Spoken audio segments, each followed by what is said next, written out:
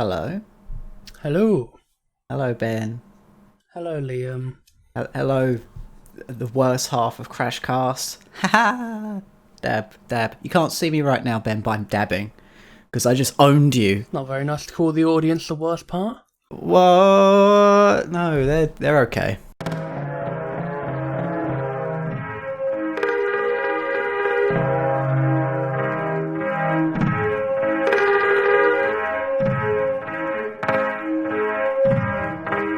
They're really okay. So, Ben, this week we've got things to discuss. Ah, yes, because we're actually structuring it for a change. I know. So we did one. When was the shit one we did? It was like a couple weeks ago.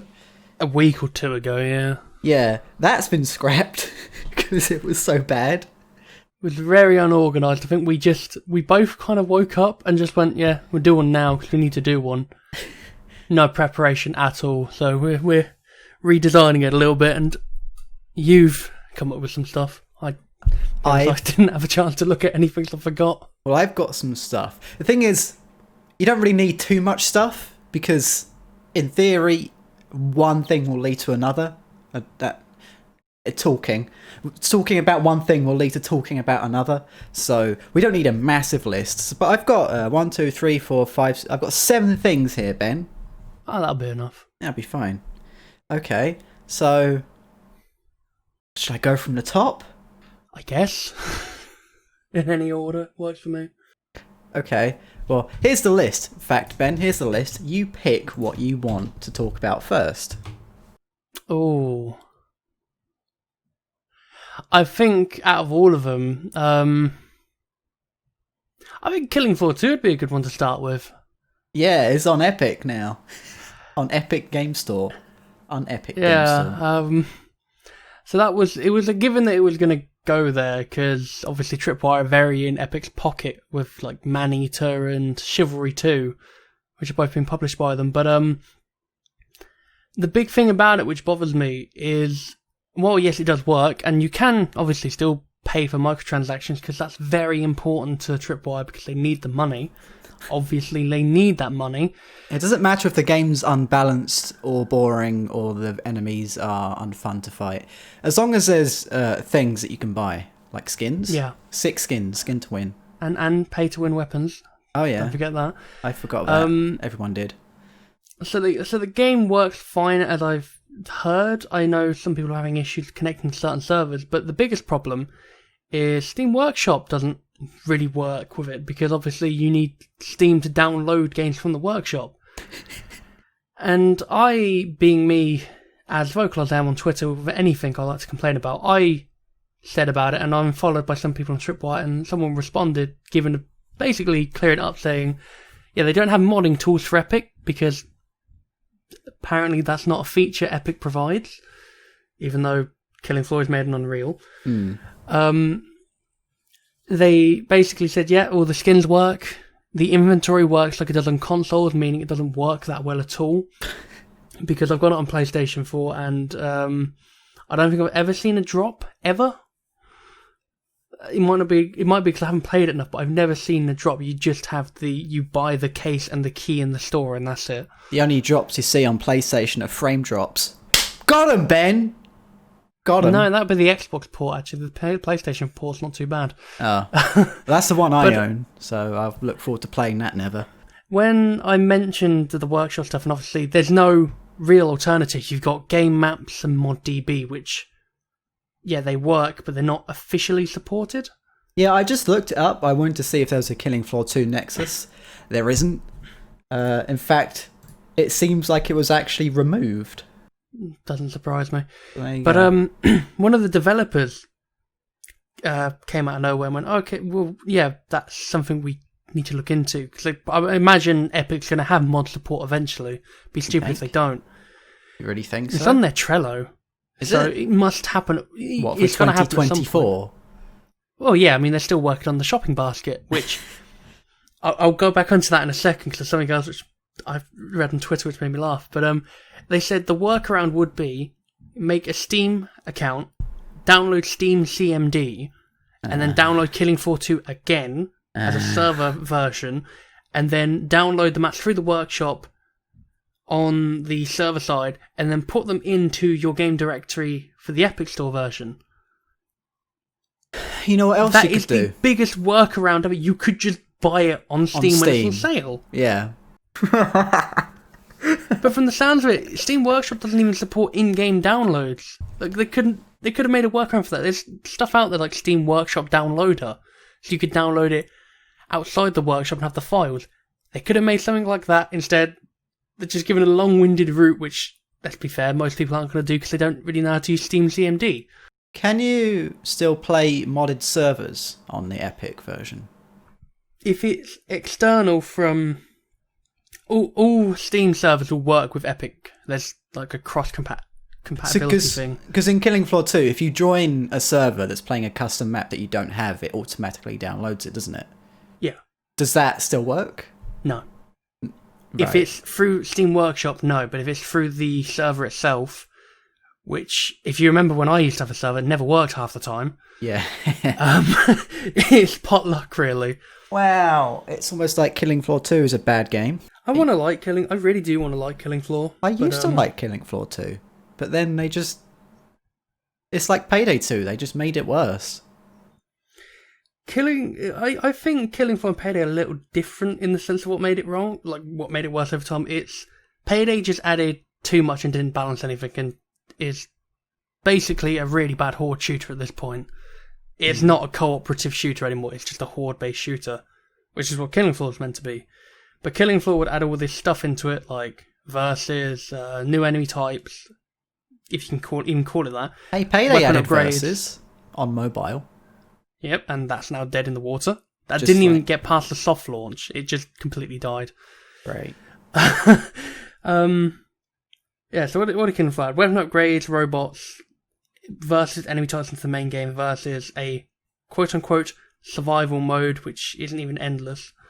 And the weeklies, which never got updated. And anything they added which was a new mechanic, they never really came back to. They just added it, went, okay, that's there now. We'll come back to it. And Versus is fully dead now to a point where I think on PlayStation, half the maps crashed the game. They crashed the game? I wanted to get all the achievements, because I'm a sad little git. And I thought, I'll get one of my friends to do it with me, because you can just do it like, you don't need a full game, you just need one other person. And every time we tried to go into a Versus map, you just get that blue screen come up for the PlayStation saying, the application has crashed, or writing an error log report, and so on, and then it just sends you back to the desktop. That was probably 2 years ago, I think. Oh, I'm sure they fixed it in the meantime. I doubt it. Because Versus was very popular. Yes, I remember being on a Versus stream with a few people, and people got angry because I was 25 Berserk. And you still had all the abilities, like when you go into Z time, you run at full speed and do extra damage. It's totally balanced. They should have just removed the perks and just had it be... Or have it so you earn the perks throughout the game session. Each wave, you should have had an option to get a perk and then choose one specific skill, and it would go on. Yeah, like when like when you buy weapons from the vendor, you just get perks. How many? As well. It's 25 levels, isn't it? It's 25 levels for a perk. So you could easily have 5 waves. Each wave, you choose a starting perk, and then each wave you can choose one of the 2 upgrade options. Yeah. And then with each wave, the enemies who are playing the Z get stronger just passively, or have the same thing set up. You can't have one team with skills and one team without. It's a really dumb idea to do it that way, because one team is always going to be stronger than the other. Well, I honestly, when it comes down to it, nobody asked for Killing Floor Versus. They did. They really did. Did they? Yeah. I didn't. I've never seen anybody go, do you know what Killing Floor could really do? Do you know what this PvE shooter could really do with? People PvP. Wanted a Left 4 Dead Versus for Killing Floor, which I like Left 4 Dead Versus. I don't play it a lot, but it works better. If they had objective mode in, Versus would have been great for that, because it would be you trying to stop them doing the objective. That would probably work better than a survival mode. But people did ask for it. Not a lot. It's kind of like the Goat Sim of Payday, where you see people asking for it. Some were probably joking, but the devs went, That's a really good idea. We'll do that. Oh, you mean the H3H3 of... Because remember they went, look, wouldn't this be a funny joke? And people went, yeah, put it in. And they went, no, we'll never do that. And a year later they did it. It's like the same thing. Because look, Yeah, but to be one honest, was an April Fool's joke, which went horribly wrong. if people really cared about Versus, they'd be playing it. That is true. So there you go. It's endless, really. People don't really play that much now. I honestly, Killing Floor was fine just having maps where you kill Zeds for 7 rounds. You know? It just All I worked. wanted was the objective mode back, and they kind of brought it back, and it was really shit. Oh, and then there was the Yeah. Matriarch. I have not played. I don't know if you I've were not fought on around when I had my Twitter meltdown about that. The Matriarch was quite recent, right? Yeah, it was after the paid weapons, but I don't know how much we used the Crashlog Twitter then. Oh, right. Oh, right, I Do see. you remember the first Killing Floor at all? Well, yeah. Do you remember the final update, End of the Line, where they introduced Kevin's daughter? Yeah, she dies. She's the matriarch. She's the Matriarch, yeah. But she doesn't die. She They retcon it. she quote unquote stays behind or something, and then does experiments with robots, and then somehow my mutates understanding herself was in the process. first game, Kevin's daughter was very much anti being a big freaky monster. Yeah, And then in Killing Floor 2, she's a big freaky monster. yeah, and tries to kill you. Yeah. Yeah. So, yeah. Not Kevin or the Clots or any of the Zeds. Nope. He does just work with them. She now hates you. That'd be pretty cool, actually, if there was some sort of... If the Matriarch did work with you and she fought against the Patriarch, and it was like... I don't know. It was like a separate version of the Patriarch where he's come back and he's even bigger. He's mega big. But then the Matriarch comes in and hates you and helps you. For too. Oh, what, with the big arm? I missed the mustache and hair. He's still got his glasses, though, somehow. I always said that it should have taken an approach from Mass Effect where each time you play a game of Killing Floor, you have no idea if you're going against robots or Zeds, not mixing them together, because it doesn't really make much sense. Yes. Wow. Ben, I don't know if you've got much more to say on that subject, but if you do, too bad, because that's a perfect segue into another topic that we have. Halo 5 Firefight. Yeah, the Prometheans. Yeah, and you compared that to Mass Effect as well. Look at that. That would have been a perfect segue if I'd not brought up that it was a segue. Yeah. But here we are. Halo 5, Ben. I like Halo 5's Firefight. I think me it's too. really fun. Mm-hmm. And you haven't even got any good wrecks yet. So I mean, I've got the answer. That's pretty fun. the answer is pretty good, actually. You're right. Yeah, I you've look got a at the couple legendary mantises. ones and then just think, well, I've got one legendary card. I don't want to use it because I- the collector in me just kicks himself about it. I have never used a legendary wreck, I don't think. Or not any, all the mythic ones. There's mythic ones are like legendary ones, but they're even rarer. Like the CE pistol, I've never wrecked it. Ever. I've only got 2, so I'm definitely never... God, could you imagine if you had one and you're like, oh yeah, I'm really happy to use the combat And then evolved you pistol, die and you instantly. die immediately. That's why nobody ever wrecks legendary cards, because someone will just have a sniper rifle somewhere and they'll dome you, and then by the time you get to your weapon, it's either been taken or it's despawned. That's the thing, it despawns. I think legendary weapons should go with you to the grave, and then you respawn with them. Same amount of ammo. If you'd used some ammo, it's, if you've got one bullet so it left. carries over. Yeah, because otherwise it feels shit to just, I don't like it. I think the campaign's worse than that feeling from what we played. Yeah, you get the answer in the campaign. If that makes you feel better. No, Yeah. it doesn't. No? Okay. After playing through that and then playing, obviously, we've gone back and played through Halo 3 ODST. It's shocking how the formula of Halo still would work now, but they decided to go with the route of, we're going to have your team AI have health. So they go down as well, and they have the shittest AI pathing I've ever seen. They do in ODST as well, Ben. Remember the Phantom? Who got stuck? Yeah, the Phantom got stuck, but The difference being, we're not down trying to get back up, and then they just walk into the middle of a firefight going, yeah, this is fine. I'd rather be stuck with the Phantom wedged into nothing. Because pretty much there was nothing near it. It was a building, but there was enough of a gap for it to squeeze through.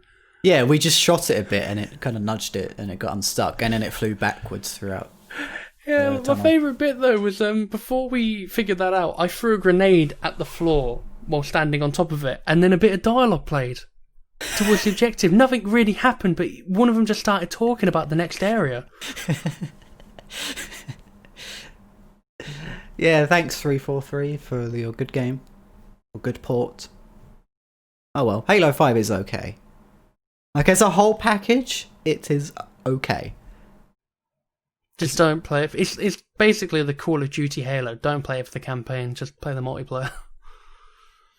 Well, there's COD campaigns that are better than Halo 5. Definitely. But that's besides the point. You like Firefight. I didn't think you would like Firefight. A lot of people don't like Firefight in Halo 5. So, and I enjoy it enough. A lot. You forget it's me you're talking to. I have a weird taste in games. I can play if I find fun out of something, I can play it for countless hours. Yeah, but you didn't like Spartan Ops. Yeah, but that was boring. That was boring. It is boring. And there's 50 of those. To be fair, thinking about it, original Firefight doesn't interest me much either. Honestly, no. It's... Well, the problem is that Halo as a series has always been about moving forward through the enemies.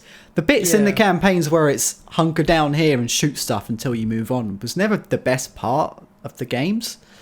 And Firefight is just those parts. Just stay here and shoot enemies until we say you don't have to anymore. Halo's always better when you shoot enemies, you move forward, you shoot enemies, you move forward. It's always about the momentum of moving forward through the levels. I think Halo 5 is different enough of a Halo game to where it doesn't bother me as much.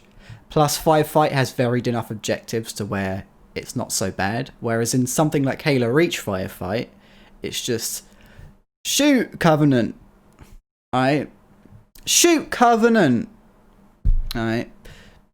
Shoot Covenant, but this one's in a vehicle. You know, whereas in Halo 5 it's shoot Covenant, shoot Prometheans, shoot the thing in the sky, shoot the things on the ground, defend the base, defend the core, I don't know. Defeat the boss. There's bosses. There's no bosses in Halo Reach Firefight. I've been thinking about what you said as well, with Halo being a moving game. It's always a common thing would normally be, you normally hunker down either at the middle or the end of a level. Like, you knew you were coming to the end when there was a major hunker down part in the campaign. That wasn't too bad? I suppose so. I'm just thinking of the Oracle in Halo 2, where it's got the elevator. Did we ever play that? I think we glitched the elevator, didn't we? No. There is a way to glitch it, but it's very difficult, and I don't know how to do it. No. There is a very long elevator ride right at the beginning of the level, and it's the worst part of the game. And the best part about the worst part is it's immediately followed by another section where you're just in a room shooting things until you can move on. It's not a good level, the Oracle. But yeah, what's the point we're trying to make? Survival is pretty shit and boring. Sometimes most games, really. So If the map is big enough where you can move around, like for example COD Zombies, I think you can get away with it there because there's enough to explore. Yes, and there's things in Halo. You're just sitting in one small area. The rest of the map is kind of closed off to you. And I think Halo 5 Firefight helps with that a bit because it's much larger. But the problem is they also sequence it. From what I've seen with one of the maps, they sequence it so you start at one end of the map and you basically go to the other end to finish it. So it's not all in one like center point. It does move the objective around to make you move it dots them around. Yeah, it's true. But that can always also be a downside because sometimes if you wreck a tank and the objective is on the other side of the map, it can take you like a minute and a half to get to it, which kind of sucks. Or like me, where you spawn a Wraith because you want to spawn one because it's one of the nicer cards, and then it's indoors where you can't get. do you waste your rec points? That is another thing, because thing is, the firefight maps are just the Warzone maps. They just reused them. They didn't make maps specifically for firefight, which means a lot of the objectives are indoors and in areas where you can only get to on foot, but the enemies are too tough to fight on foot, so you just kind of have to squeeze your tank somewhere, or just sort of... You see me and the Banshee flying around indoors, just getting stuck on things. Yeah. And it's not ideal, and I really don't like it when the game does that. It's much better when it's outdoors. But I don't know. Maybe they'll fix it for Halo Infinite. Maybe. If they brought Warzone Firefight back for Infinite, I'd probably play it a fair bit. I think that's the one thing 343 have done right so far. I think, yeah. I'd like to see, oddly enough, going back a little bit, I'd like more of maybe a Killing Floor 2 system, or a Killing Floor system. Instead of rec cards that you earn through packs, I'd like it if... You know how you've got the rec levels? Keep that, and just the more rec levels you get, you can spend those points on weapons. Just any weapon. And, you know, you can just, if you have enough rec levels, you can spend them on the answer. But you can also refill the ammo, but you don't have to buy it again straight out. You can refill it for maybe a couple rec levels. Something like that. I don't know.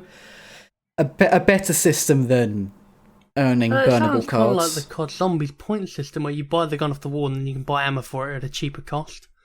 Yeah, all that. Yeah, have a mystery. Fuck it, just go full COD Zombies and have a mystery box. Why not? Why Could not? you imagine? What? In the middle of a futuristic battleground, there's just a cardboard box with a question mark on it. Yeah, I don't know. They can figure out the aesthetics, but do that. Why not? It's a good system. COD Zombies, okay. Modern COD Zombies is a bit shit, I think, but it's still got the fundamentals of you start, you shoot and earn points, and then spend the points to buy weapons, either through a dice roll in the box or off the wall, and then you can upgrade them. Why not? Why not? I think they added too much to COD Zombies. I liked it when it was just survive, and then you had like an Easter egg which would give you like a little bonus, instead of, oh, the whole map is pointless unless you do the Easter egg. Yeah. I really didn't like that. Well, the only way to get the best weapons is to do the Easter egg. I personally think Halo Infinite might end up being bad. Or, not bad, just mediocre. Now you say that, but you want to know what is bad, Liam? Oh. I played one game of it and then uninstalled it because it is so shit. Oh, Ben, what game is bad, Ben? Worms Royale, the new upcoming Worms game. What a perfect segue. Oh no, I just brought up a segue again. I need to stop doing that. Is that what the name of this Crashcast is going to be? Segways away. Yeah, fuck it, that'll do. That stops me from having to think about a name. Talk about Worms, Ben. So, because I can't. I'll go from the beginning. So I think I was sitting there with either you or someone else, and I saw on Twitter, because obviously Twitter promotion tweets, I get a lot of game ones. It's like, a new Worms game is coming out. Real-time movement and combat, 32 players, sign up for the beta. So I thought, you know what, I like the idea of a real-time combat Worms game because it'd be quite funny. Yes. It'd be like, in a way, it'd be Battlefield, but with worms. If they did it right. It would have been Battlefield Worms. But I watched the trailer, and then immediately the first things I noticed was no destruction of the maps, and the best two words in any video game that always makes me want to just cry myself to sleep: Battle Royale. Worms Battle Royale. The funny thing is, when you think about it, Worms was always Battle Royale. When a worm died, that was it. Yeah, it was fight to the finish. Yeah. But they somehow fucked it up. Oh no. So we both signed up for it, and honestly forgot about it because why would anybody be excited for that? And then I got my email one morning and said, here's your key for Worms. Was it Worms Rumble? Worms. I've got it listed as Worms Royale, whatever it's called. Yeah, the name is pretty. I think it's Worms Rumble. Yeah. And then I thought, I'll play it and just have a quick look at it and see how it goes. So booted it up. The sound went through my VR at first, which is always a good sign. I then obviously made my character load into a level, and it wasn't working because the game has config set up to boot into VR immediately. Yes. And they weren't aware of it, so I managed to sort that and then played my first game. Mm-hmm. And that was my only game. Because it was fucking dreadful. Oh. I joined in late, I somehow won, and it was really bloody boring. The most you had with quote-unquote world destruction was you can shoot a chandelier and then it vanishes. No glass, no debris, nothing. It just pops out of existence. Well, we're going to perform the same worms test that we did the other day, Ben. I'm going to ask you a series of questions so we can determine whether or not it is a good worms game. Objectively. Doesn't matter what you think. Objectively speaking. Okay. Does it have the homing missile? No. Does it have the banana bomb? Yes. It's heavily nerfed. Does it have the holy hand grenade? Again, yes, but heavily nerfed. Does it have the red bandana? No. Does it have the blue bandana? No. Can you poke? Does it have poke?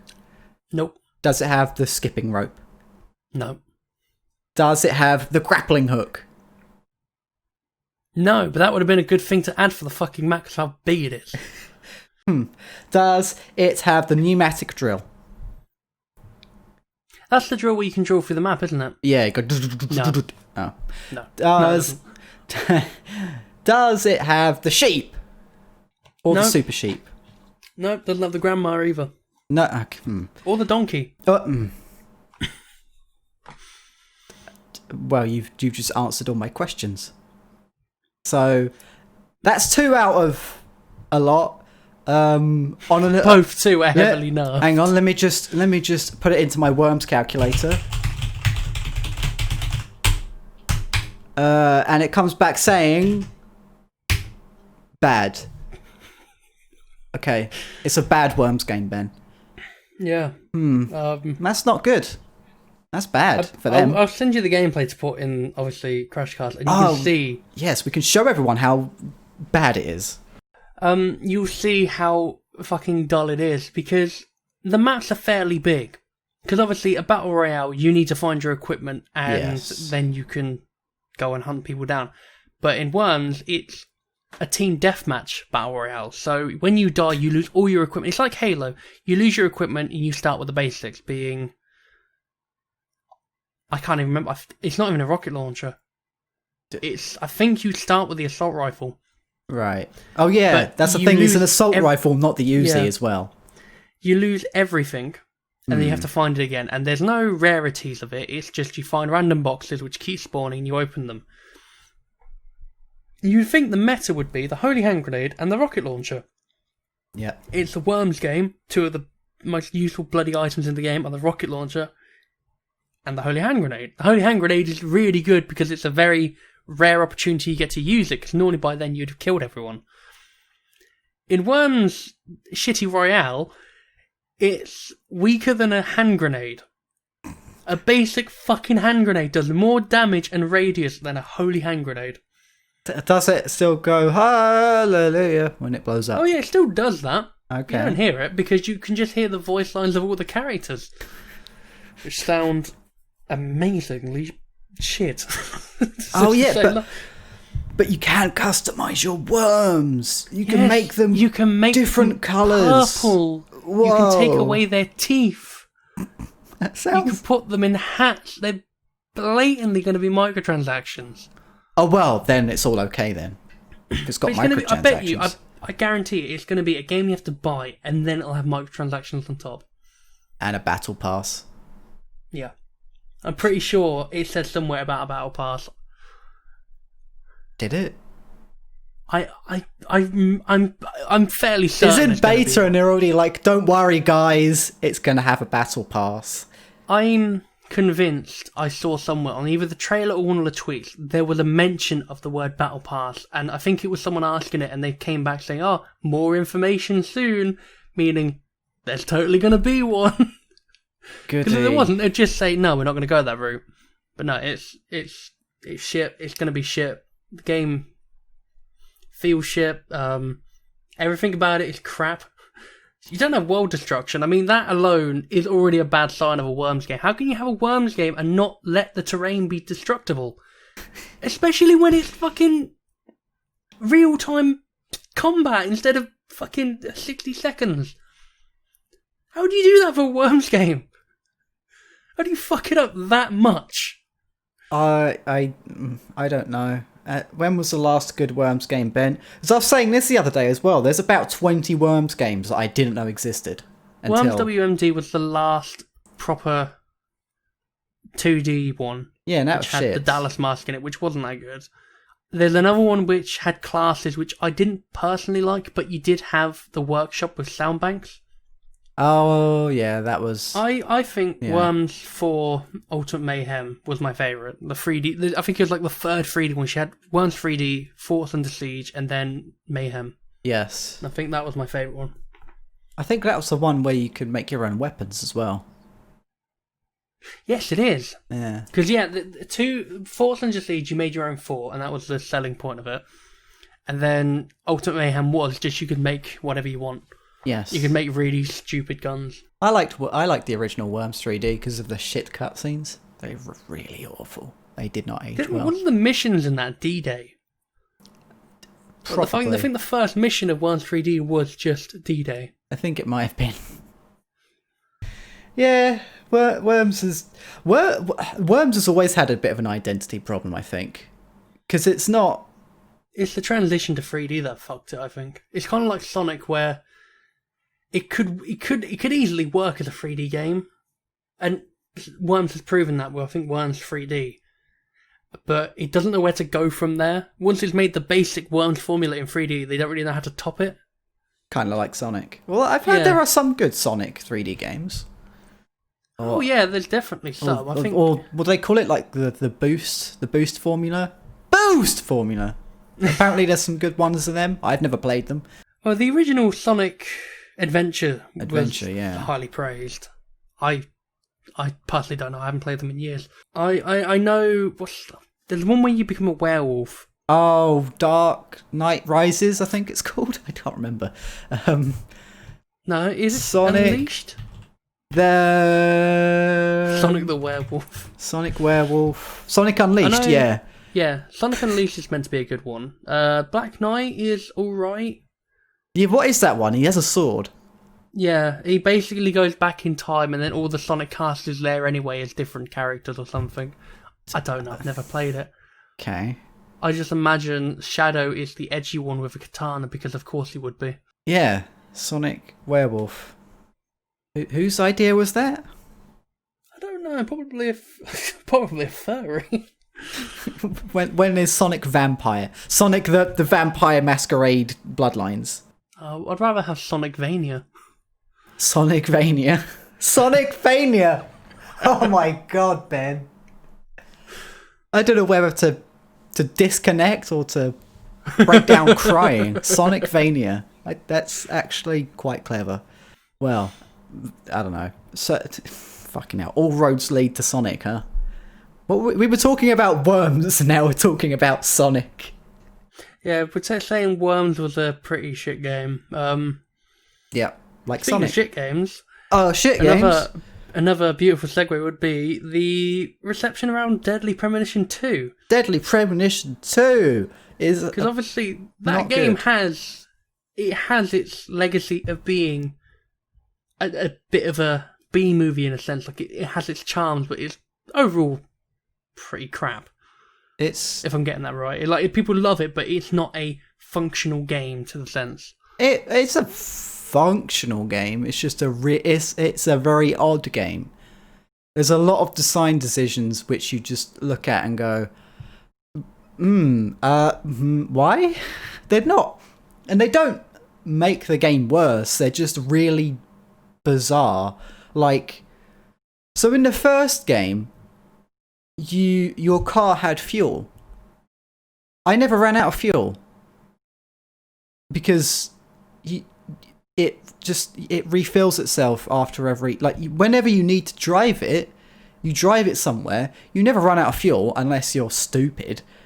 And then when you do the level that you go to, the car. There's a new car there with more fuel, and there's always multiple cars. You can go to places on the map, and there'll be other cars for you to drive. Police cars. You can only drive police cars, and they'll have a full tank.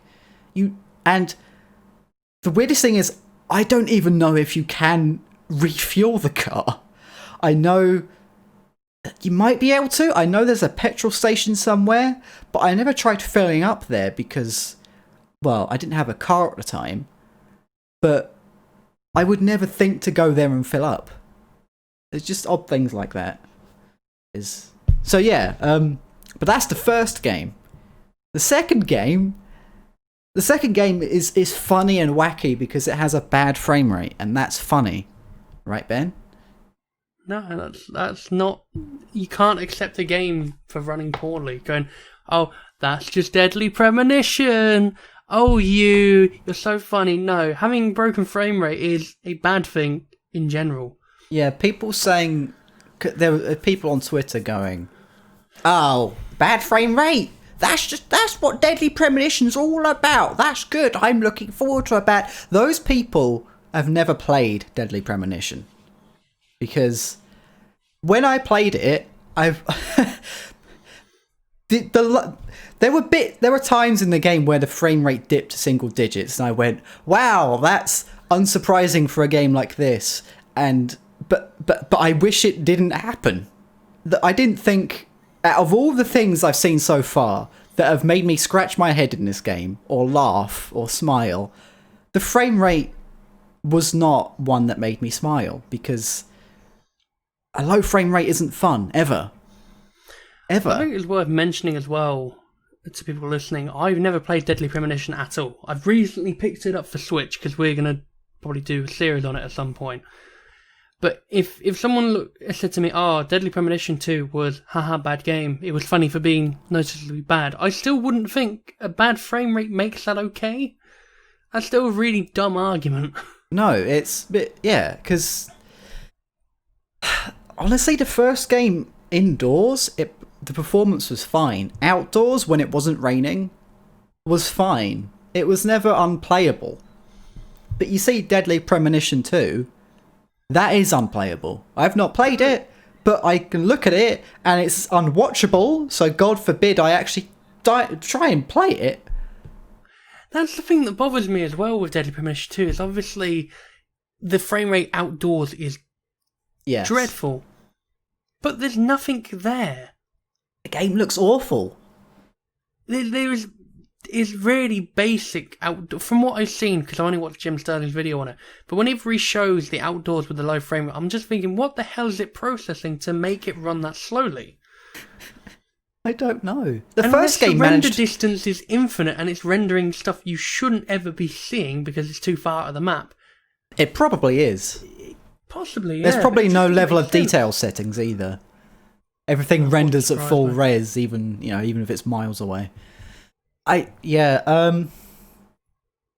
bring up Jim Sterling. He's probably like the biggest advocate for the first game. He loves that game, and even he's saying, "Yeah, the bad frame rate is not good for the game.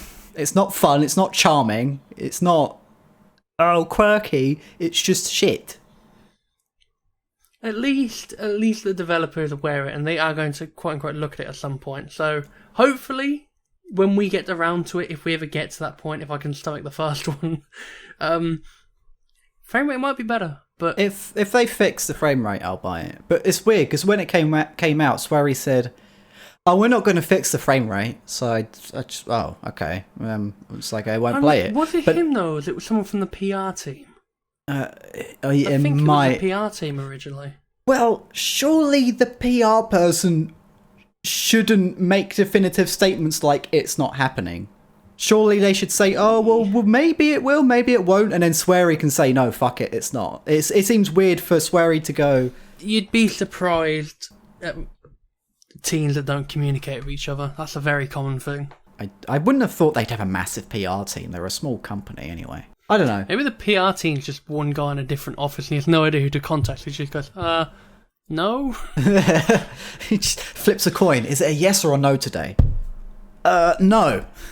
Are you fixing the frame rate? No.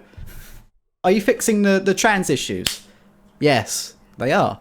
Apparently, that's a subject I don't really want to touch on. Obviously, I haven't seen context, so I don't really know what's going on with it. Yeah, I don't think we're the type of people to really discuss it anyway. No, it's a thing. It's in the game. They're fixing it. That's good. You know, that's as far as we're going to take it. Hang on. Let me just restructure that sentence because that makes it sound like there were trans issues in the game and they're going to fix them. And hang on. So York goes trans rights. And then later on he goes, no, trans bad, or he makes fun of trans people. But it turns out that wasn't Sweary's intention. It was just him being Japanese and not knowing how to translate things, or not knowing how to convey the message properly across to his English team or something. He's seen that people don't like it, and he's going to fix it. And I think he's got a team going through it who are going to know every part of the game, which is, questionable. Yes. I think he's with a new set, like a new I want to say a study group. When people test new products, they get people to come in to give an opinion. I think they're doing something like that. I know on some of his other games he did have trans consultants that that were just this is good, this is bad, sort of thing. As long as the appropriate people are the ones looking over it, it should be fine. Yeah.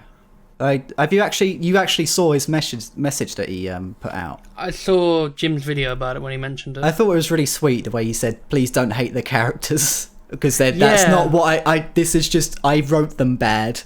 I don't want you to think the characters are bad. I just wrote them wrong. I didn't mean to write them like that.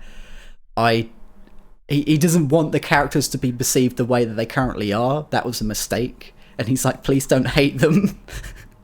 I thought it was kind of strange quite when you sweet. see a developer do something like that, where they go, instead of going, "Oh, well, it's the mystery of the fault is anywhere and everywhere."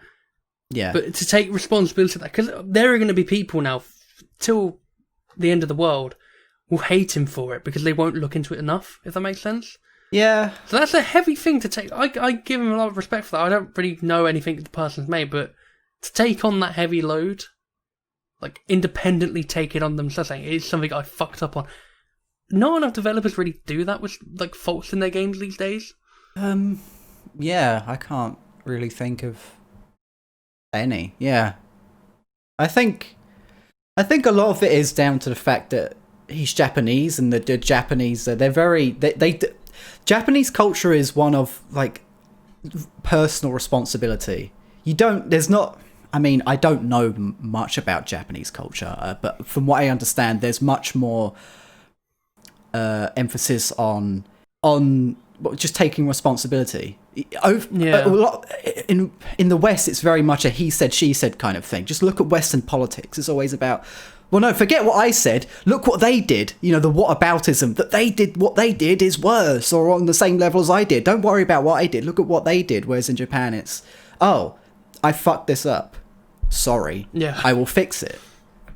I'm sure that there's selfish Japanese people who will say, no, they did that. But over there's much more emphasis on taking personal responsibility from what I understand. It's more of a common thing there compared to how it is over here. Yeah. Yeah. So that's probably why Sweary came out and said, yep, I did it bad. Sorry. Gonna fix it.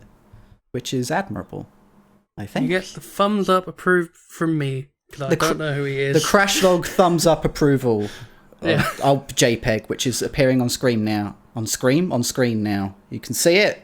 It's screaming at you on screen. Yes. It's screaming at you that it's very happy.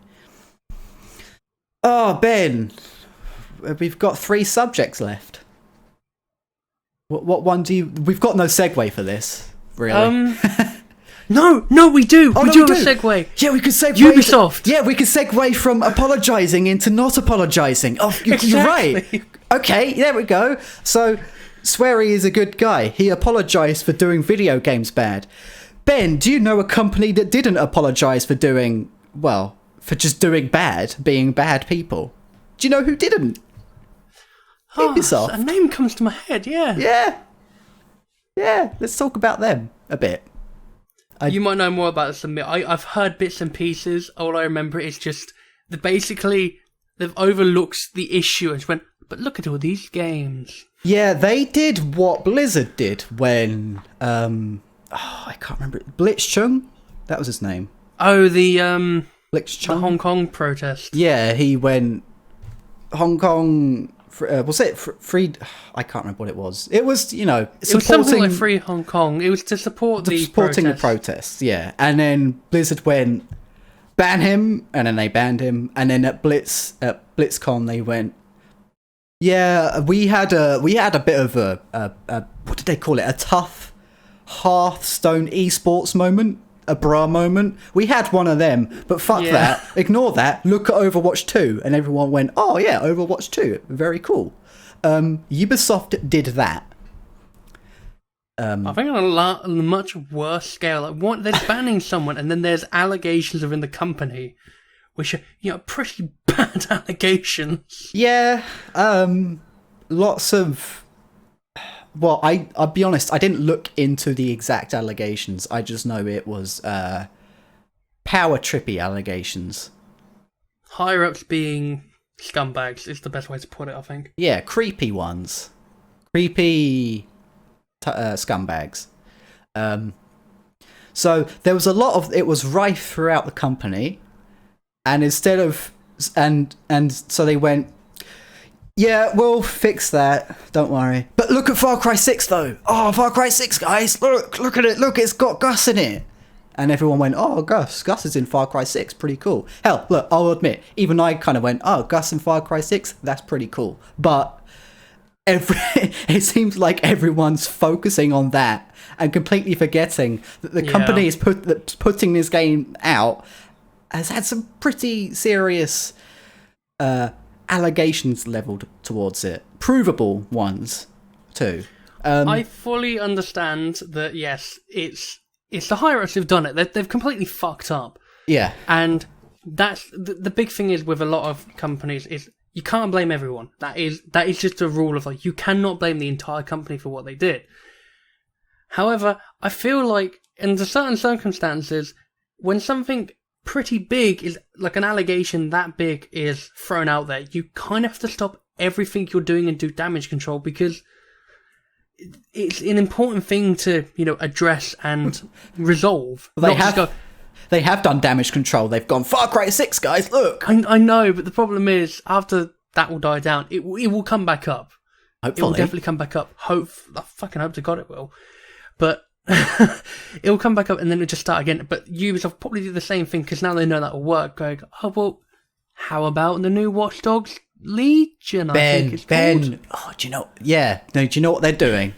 They have got Rayman 4. They've been saving it for when something awful happens within the company. There's going to be like, I don't know, the CEO of Ubisoft is a Nazi. He's got Hitler paraphernalia in his house. And then Ubisoft are going to go, oh fuck. And they're going to go on Twitter and go, hey, look, Rayman 4, guys, Rayman 4, look. And people are going to go, whoa, Rayman 4. And they're going to forget all about Hitler CEO. They're going to go, Rayman 4. The problem is that I won't, because it's me. I still complain about Starbreeze and that Dead Game t-shirt. Oh, that's awful. Yeah, Ubisoft's got... the people in charge of Ubisoft are fucking shit. Also, while we're on the topic of Ubisoft, can I just address my opinion on what I think of the games? Yeah. Ubisoft has the most stale... Let's say all companies were a loaf of bread, and they just put a new loaf of bread out of the oven. You'd expect it to be quite soft and, fluffy, like a piece of bread should be. I like food metaphors, yeah. Ubisoft, on the other hand, has just put the same piece of fucking bread back in the oven, brought it back out and go, look guys, it's new. Like, it's a stale, mouldy bit of bread. Ubisoft have this horrible problem where all the games are the fucking same. Watch Dogs, you have an open world with, like, towers to open a part of the map. Same as in Far Cry. Same as in Assassin's Creed. It's the same fucking thing everywhere. Once you play one Ubisoft game, you played them all. I don't get where all this excitement comes from. If you've played one game from Ubisoft, probably besides Rayman at this point, because they don't do anything with Rayman, every game is the fucking same. It's the same with Bethesda as well. They got back into Fallout 3 days. They got the rights to Fallout. So what do? They make Oblivion with guns. Yeah. And look, don't get me wrong, I like Oblivion. But Fallout 3 isn't that good because it's just it's not.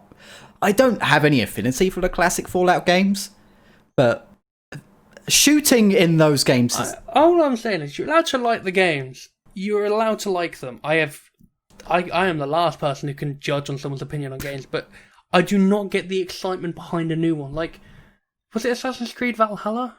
Yeah. They showed that off, and all I thought was, okay, they're just using Assassin's Creed with God of War. Because that is blatantly why they went that direction, because of how successful God of War was. Oh yeah, they moved to Norse mythology, didn't they, somehow, even though they still got Kratos. Then you look at the trailers and everything, and the gameplay trailer they did for Valhalla, which wasn't even gameplay, which I find hilarious, but people still believe to this day that anything Ubisoft show off is the final product. When has that ever been the case? In the last 2 decades, when has anything Ubisoft have ever shown off been accurate to the final depiction of the game? I don't know, because I don't watch trailers for anything, really. But I do know about the Watch Dogs thing. Everyone knows about the Watch Dogs thing. I would say, if you get the chance, watch Crowcat's video on Ubisoft as a whole. It's quite embarrassing to see how much I think I have. I remember I saw one on Siege. Siege is way different. Have you seen the original trailers for Siege? Yeah, because you could rappel from the roof and everything. Yeah, and it was like all of the floors were destructible. Got that wrong. You can rappel from the roof of a building, but you come down off a helicopter. You don't rappel onto the roof. Yes. You could make the argument, a pretty sound argument, that they thought it was a cool idea at the time, but then when they did more playtesting, it was incredibly imbalanced because you could just hang by a window and just pre-fire a roof. And the same with the destruction of all the floors. It just means you can just...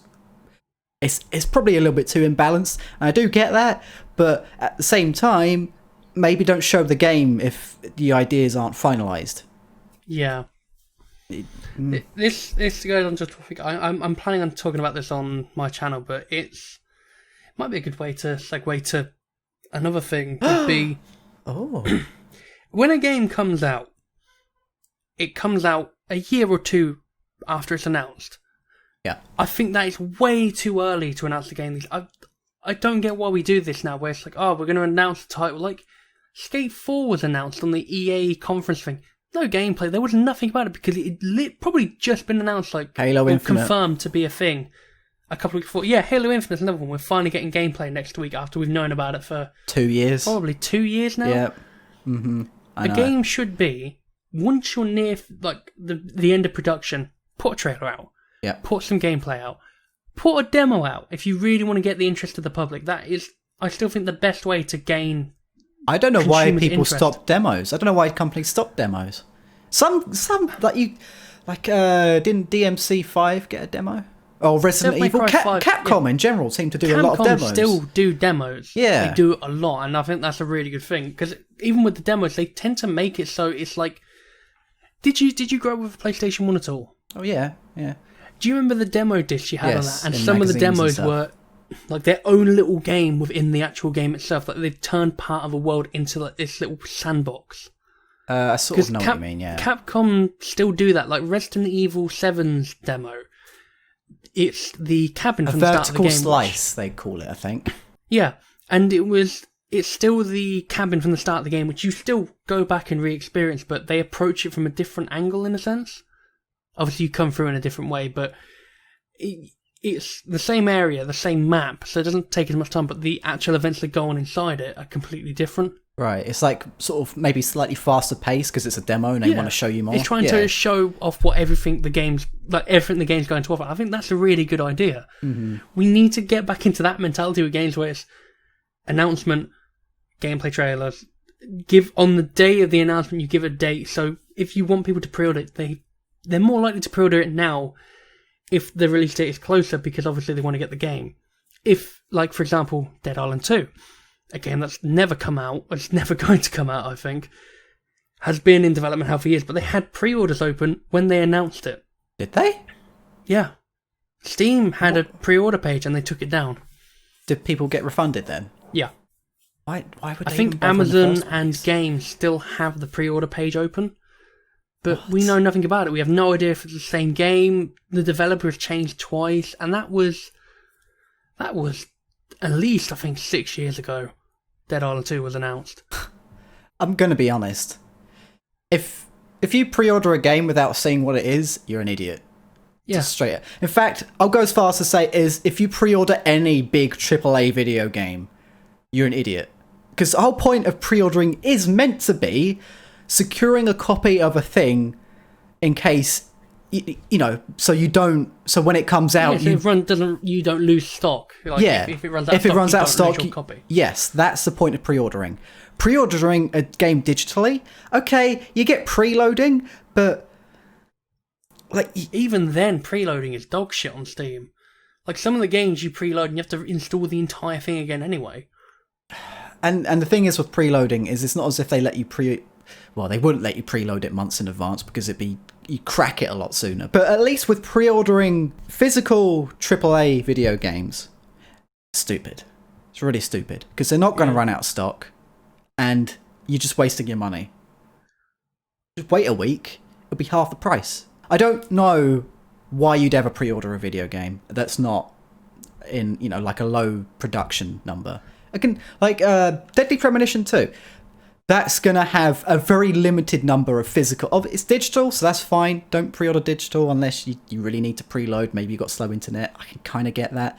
Pre-ordering the physical, especially the limited edition version of Deadly Premonition 2, makes sense because there's going to be very few of them being produced. You could also argue that not many people are going to buy it, though, but it makes more sense. Pre-ordering something like Dead Island... especially when there's no gameplay for it. Dumb. Or remember Evolve, how they announced that was the season pass show. and the Evolve and the pre-order for it before the game, even before anyone knew what the game was. Pre-order the season pass for a game that you've never seen before. Season pass as well. I do pre-order games. I would fitly admit that. Like today, my copy of Paper Mario turned up, but I'd seen gameplay before that, and I've played a Paper Mario game before, so I know what I'm getting into. But I only pre-order if it's a physical copy, if it's a game I really know I want, if that makes sense. Like, I think I've got 2 other games on pre-order, and that's Crash Bandicoot 4 and No Straight Roads. No Straight Roads I've played a demo of, because they had it on Epic, and I don't like Epic, so, I'll get a physical copy on PlayStation. I really enjoyed the demo, so I know what I'm getting into. Crash 4, it's Crash Bandicoot. The chance of them fucking that up is very slim. But I would never go out of my way and pre-order Gears of War or Call of Duty or Battlefield. I'd probably buy those like a month or so after release. I guess there's probably a little bit more leeway with pre-ordering something like a Nintendo game because they never drop in price. So no. I could almost maybe understand that. I just don't get the benefit of doing it. You're just giving a publisher money before, in instances where you've not even seen gameplay. With Amazon, they take the money out just as they dispatch it. So the money that came out for Paper Mario would have came out either yesterday or the day before. But what's the difference between just buying it when it comes out, though? Well, for me, I don't really go outside much. Also, there is a lockdown currently. I don't have a game store. We actually don't have a game store on my side of the town anymore because it's shut because game stores are bad. But I wouldn't normally go out. If it's a digital one, it's very rare that I go nuts to pre-order a Steam game. I'd normally wait for it to come out first, see how the reviews go from the initial launch, and then decide then. The thing is, for me personally, there are so many video games just in the world, Ben. There's hundreds of thousands of them. I don't get the point of really buying most games when they come out. Like Deadly Premonition 2... You've said before that you tend to buy them like half a year to a year later. If it's a game I want, like I really want, yeah. Deadly Premonition 2, because I did want the physical limited edition, I did think about getting that, but after seeing the gameplay I changed my mind. But apart from that game, there's not been a single game I have bought on release for several years. I'm trying to think if there are any at all. Raid? No, did I buy you Raid? Someone gave me a code for Raid, yes. Okay. I know I bought someone Raid and they didn't like me for it. Ben, I've seen your big game collection. Are you going to tell me you've played every single one of those? No. That's the thing. I see a new game coming out. I'm like, cool. Let me just catch up on this game from 11 years ago. And then maybe in 11 years from now, I'll be interested in that one. Because there's so many. And I feel like games are getting more expensive too. Oh yeah, I remember reading something saying that they want to raise the price up to £70 or $70 or something. That's ridiculous. Yeah, I've not bought a new game in years because I'm just well, for one, I've got a massive backlog of games I already own, and two, Game Pass, right? The Game Pass is a massive changer for that. I feel like okay, there we go. There's the exception. I play games when they come out if they're on Game Pass. Halo Infinite, I'm going to play when it comes out regardless, because it'll be on Game Pass. But if it wasn't, I love Halo. I'd still wait a couple of weeks at least to see what it was like and wait for a price drop and then get it. I imagine Halo would have a price drop pretty quickly. Yeah. Because it would come out around the time of the holiday season, so they'll be like, oh, if you get the new Xbox Series 1X, whatever you fucking want to call it, the Cube, we'll put in Halo Infinite for £10 less. Yeah. Give me your money. Just buy it pre-owned, you know? Just from somewhere. I don't know. Although it will be on Game Pass, I guarantee it will. All like new. Yeah, it will. They said it will be. Yeah. Launch things will be on the Game Pass. They said it will be. Yeah, I think. It'd be weird if it wasn't. They've got Halo 3. They've got MCC, Halo 5, and then they've got like actual Halo 3 on Game Pass. I think. Just separate. I think. Maybe I'm wrong. Oh, the Xbox 360 version. I feel like they do. Maybe I'm wrong. I don't know. Halo Wars is on Game Pass. That's a good game. I've got that on Steam. I haven't played it yet. It's do you like RTS games? Yeah. You might like it then. I don't like RTS games. I played it once on I do 360 like it. ages ago, but I haven't really delved into it. It's pretty basic. That's why I like it. I'm not really into RTSs, so I quite like that it's a dumb idiot's RTS. It's very dumbed down, and I appreciate that. So, it's fine for me. It's Halo. So I can just go, oh look, Warthog go brrr. You know what I think the moral of the story is today from this podcast, Liam? I don't know. What is it? Halo good. Ubisoft pretty mediocre. I like some of their games. I don't. I hate most of them. The only ones I've beaten is Far Cry 5 and New Dawn. Never beaten Watch Dogs. I've got all the Assassin's Creed games for some fucking reason, and I've never played them. I think it's because I tend to buy hard drives and I keep getting the games given with it. So I'll probably have the new Assassin's Creed Valhalla when I upgrade my hard drive next. I liked...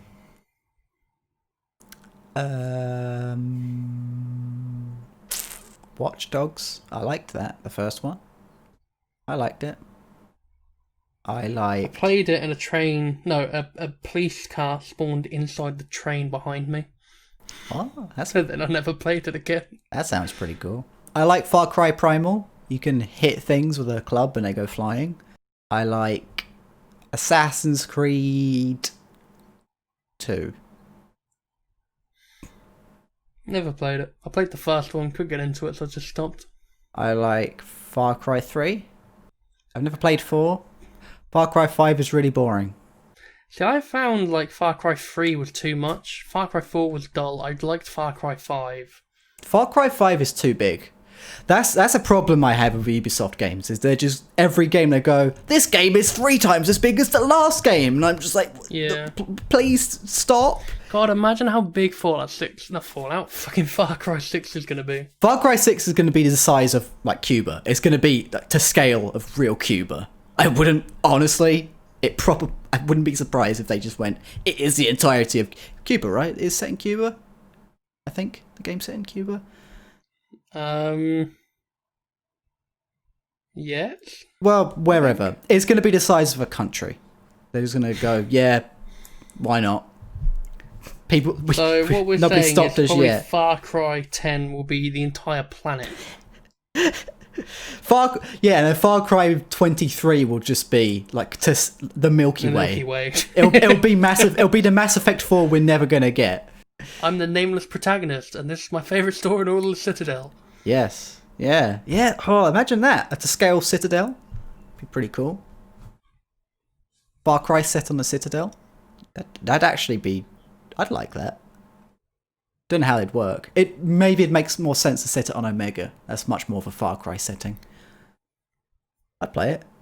Far Cry Archangel. Oh, Ben. No one's ever going to do that. I'd Don't like give Ubisoft ideas. They'll fuck it up. Hey Ubisoft, if you want to get just okay, BioWare's dead, right? EA's killed BioWare. If you want to just scrape up their remains, take the Mass Effect IP with you, and then make a Mass Effect Archangel, which is set on Omega, and you play as Garrus, just climbing towers and doing whatever.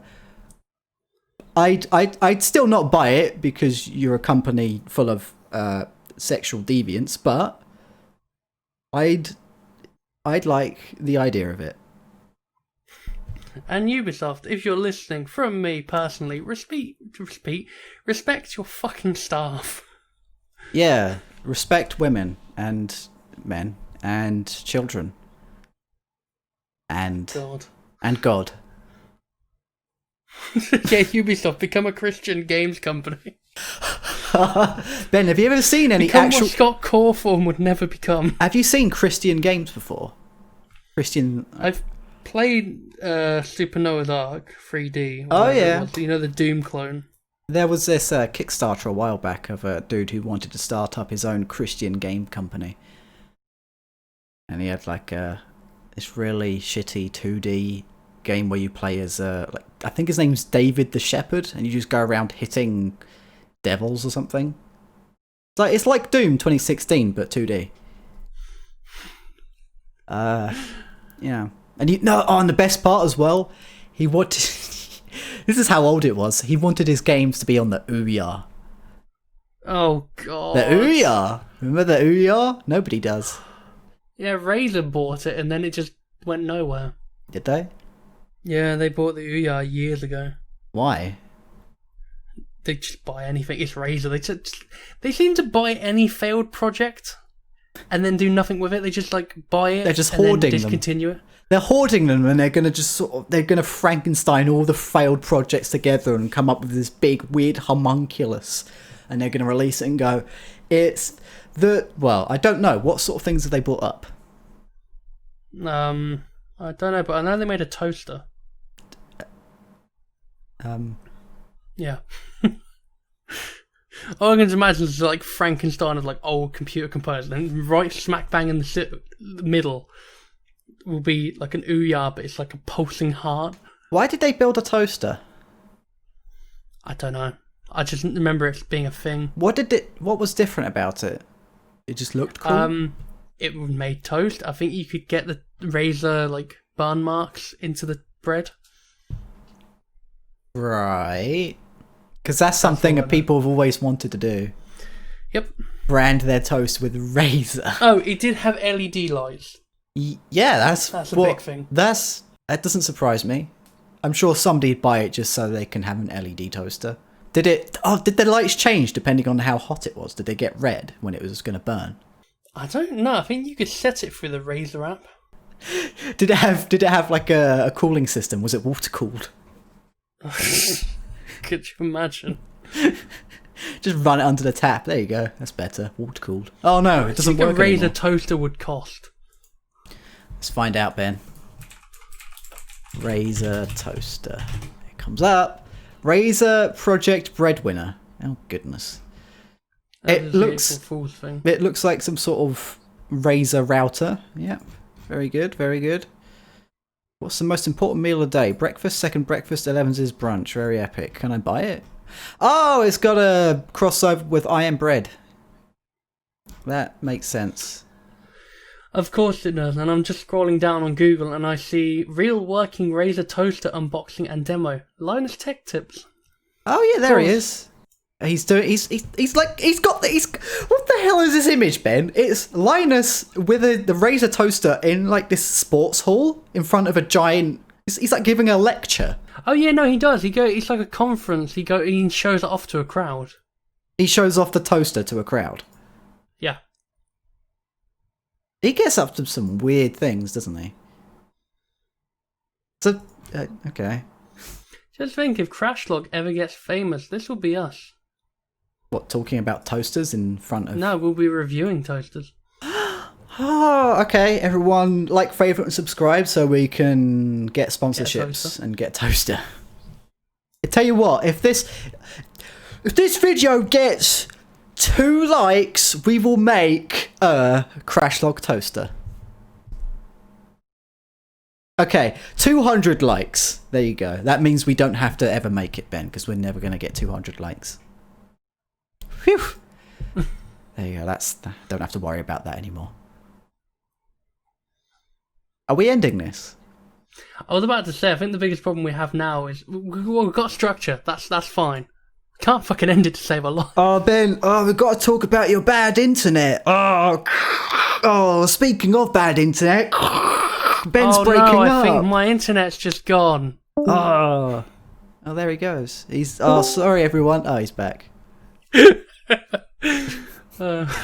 You should just. What you should do is you should just like continually tap the mute button, so you just kind of and it makes it perfect. Okay, Ben, let's do an outro but do it. Okay, everyone, thank you for listening to Crashcast. Ben, do you have anything to say?